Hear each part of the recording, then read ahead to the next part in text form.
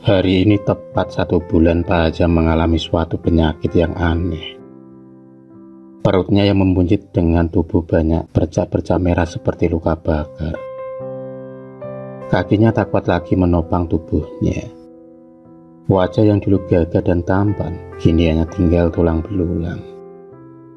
Badannya kurus kering, lemas tak berdaya. Entah penyakit apa yang telah menggerogoti tubuhnya. Tim medis tak bisa mendeteksi penyakit Pak Ajam. Pengobatan alternatif juga sudah ia lakukan, tapi semua tak membuahkan hasil yang memuaskan. Pak Ajam masih tergolek lemas di tempat tidurnya. Statusnya yang kini menjadi seorang duda membuatnya semakin menderita. Setiap hari dia hanya mengandalkan ibu dan juga kakak perempuannya untuk membantu segala kebutuhannya. Sore itu, ada salah satu saudaranya yang datang menjenguknya. Bang Pono, itulah sebutan bagi laki-laki berkumis tebal tersebut. Melihat kondisi Pak Ajam, Bang Pono sudah bisa memastikan kalau dia terkena serangan santet. Seluruh anggota pun terhenyak kaget mendengar pernyataan dari Bang Pono. Mereka tak mengira kalau ada orang yang berniat jahat pada Pak Ajam. Selama ini Pak Ajam terkenal sebagai orang yang baik, sopan dan ramah pada siapa saja. Setelah bersepakat bersama keluarga besar, akhirnya Pak Ajam dibawa ke sebuah pondok pesantren milik Pak Jainuri. Perjalanan memakan waktu beberapa jam dan butuh perjuangan yang panjang untuk bisa bertemu dengan Pak Jainuri. Pengobatan alternatifnya sangat tersohor di mana-mana, hingga harus rela antri beberapa hari karena banyaknya pasien, membuat Pak Ajam dan keluarga menginap di area pondok pesantren tersebut. 4 hari sudah Pak Ajam menginap di sana, tapi perjuangan itu akhirnya tak sia-sia. Pak Jainuri dengan ramah menyambut keluarga Pak Ajam. Beliau sangat berwibawa dan karismatik. Pantas saja, beliau termasuk sosok yang sangat dikagumi.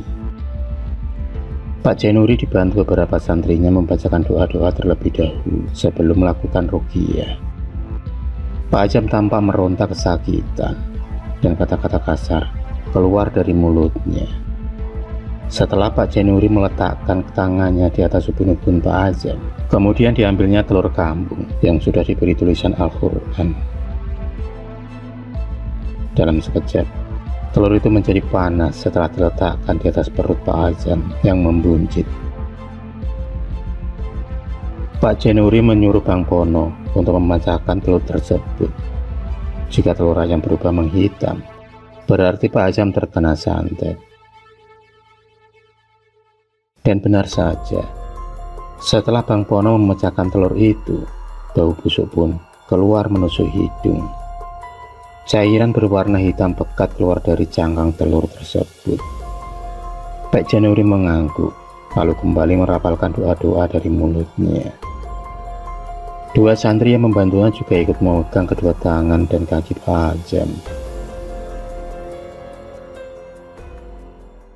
30 menit kemudian, Pak Ajam memuntahkan darah kental disertai paku-paku kecil yang sudah berkarat. Sudah sangat dipastikan Pak Ajam terkena santet. 1 jam lamanya, Pak Ajam ditangani Pak Jainuri.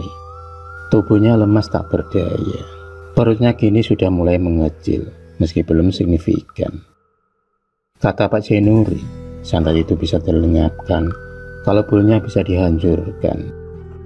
Dan Pak Jainuri berjanji akan mengunjungi rumah Pak Ajam untuk pengobatan lebih lanjut lagi.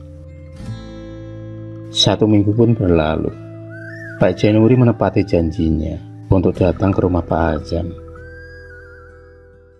Baru saja Pak Jainuri masuk ke pagar rumah, beliau sudah merasakan aura negatif dan panas dari rumah Pak Ajam.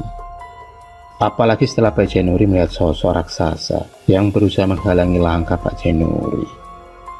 Tapi dengan kekuasaan dari Yang Maha Kuasa, makhluk itu pun mampu disingkirkan hanya dengan 1 tangan. Setelah duduk dan menerawang isi rumah, Pak Januari tampak kesulitan dalam mencari bulu santet. Dipandanginya Pak Azam yang sudah mulai membaik. Meski hanya bersender, paling tidak tubuhnya sudah bisa menerima makanan yang masuk dari mulutnya. Begini Pak, santetnya sangat kuat hingga sulit untuk disembuhkan, kata Pak Januari.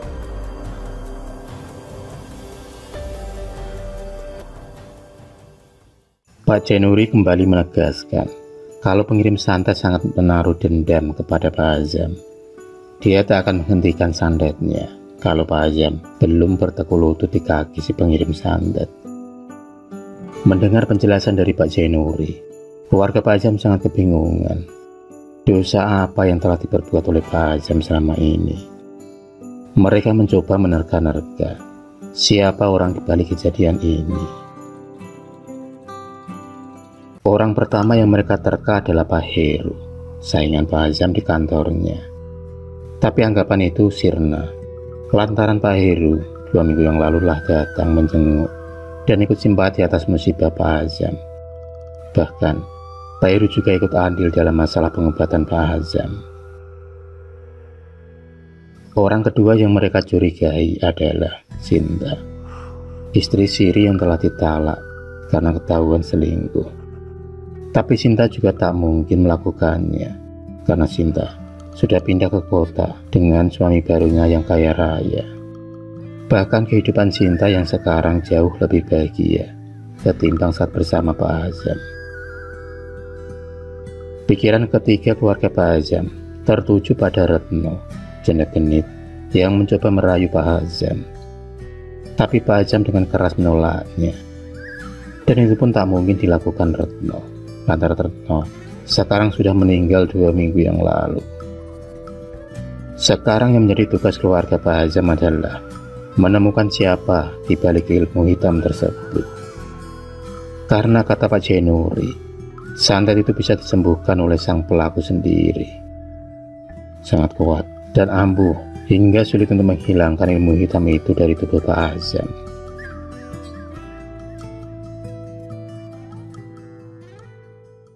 Pagi itu, Pak Azam mencoba berusaha untuk bangkit dari tempat tidurnya.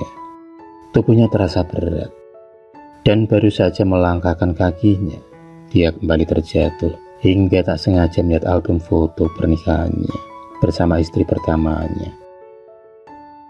Diambilnya album itu dan kemudian dibukanya. Lembar demi lembar foto itu. Tak terasa air matanya pun menetes melihat kenangan-kenangan indah bersama keluarga kecilnya 20 tahun yang lalu. Dilihatnya foto bocah kecil yang tak lain adalah anak yang tak diakuinya. Dialah Wildan, bocah 5 tahun yang telah diusir bersama istrinya. Azam tega mengusir mereka karena mendengar hasutan dari Sinta, istri Sirinya. Istrinya dituduh selingkuh dan mengatakan kalau Wildan bukanlah darah dagingnya. Nida, istri pertama Pak Azam, pergi entah kemana bersama Wildan yang masih balita. Lambat laun Pak Azam terkena batunya sendiri. Sinta sering pergi dengan laki-laki simpanannya. Dengan suara terbata-bata, Pak Azam kemudian meminta bantuan Bang Pono untuk mencarikan Wildan dan juga Nida, anak dan istri yang sudah ditelantarkannya. Pak Azam ingin meminta maaf dan menebus semua kesalahannya. Pencarian Nida membutuhkan proses yang panjang. Keberadaannya kini menghilang bak ditelan bumi. Bahkan keluarga Nida yang ada di Ponorogo pun tak mengetahui keberadaannya. Sudah berbulan-bulan Bang Pono mencari Nida dan Wildan, tapi hasilnya masih sama. Tak ada titik terang dari mereka. Hingga tak terasa langkah kaki Bang Pono sampai juga di Jombang. Bang Pono termenung di kelelahan di pos ronda yang tak tahu desa apa namanya. Tak sengaja ada warga yang menawari minuman. Setelah ngobrol dengan orang itu tentang maksud dan tujuannya, Bang Pono memperlihatkan foto Nida dan Wildan yang masih kecil. Alangkah senang hati Bang Pono ketika mendengar kalau orang yang ada di foto tersebut adalah salah satu dari warga desa tersebut. Meski belum pasti kalau itu benar-benar Nida, tapi paling tidak ada satu titik terang. Sekejap tubuh Bang Pono terasa lemas setelah mendengar kalau Nida sudah meninggal 1 tahun yang lalu karena penyakit keras yang dideritanya. Bang Pono pun kemudian meminta untuk diantarkan ke rumah Nida.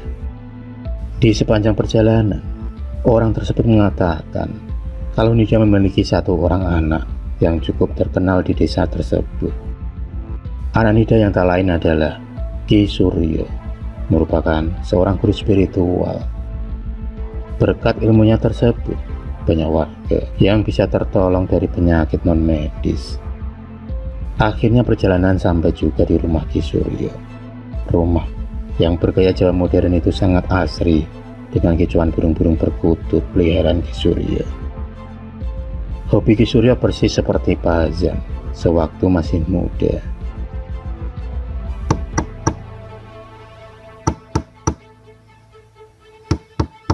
Setelah 3 kali ketukan pintu, sosok tubuh yang tampan berdiri di balik pintu. Sosok itu persis seperti Azam sewaktu masih muda. Dialah Ki Suryo atau Wildan. Bang Pono melorat keponakannya yang tak disangka sudah besar. Menggenanglah buliran air mata di pipinya. Tanpa basa-basi, Bang Pono kemudian mengutarakan keinginannya. "Tolong, maafkan Bapak Mule," pinta Bang Pono. Meski sulit dia terima, Wildan pun mengakui kalau dialah pelaku santet tersebut. Wildan merasa sakit hati dan dendam karena melihat penderitaan dari ibunya semasa hidup. Sulitnya mencari nafkah, sulitnya dalam melawan penyakit, sulitnya dalam mendengar cemoohan orang-orang tentang janda gagal. Dan Wildan juga sakit hati karena dia tak dianggap anak dari ayah kandungnya sendiri. Singkat cerita, Wildan menari santet untuk bapaknya. Akhirnya Pak Azam kembali sembuh dan kembali bertemu dengan Wildan anaknya.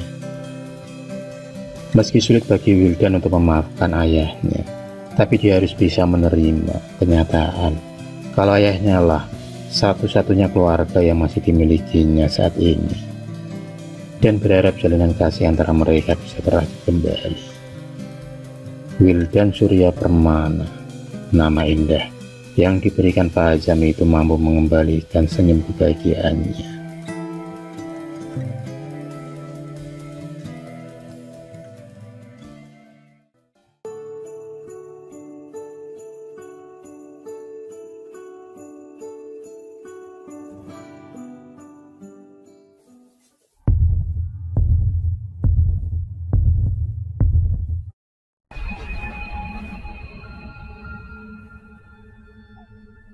Terima kasih sudah menonton video cerita bergambar ini. Klik subscribe untuk terus mendapatkan video-video cerita bergambar selanjutnya. Semangat berkarya.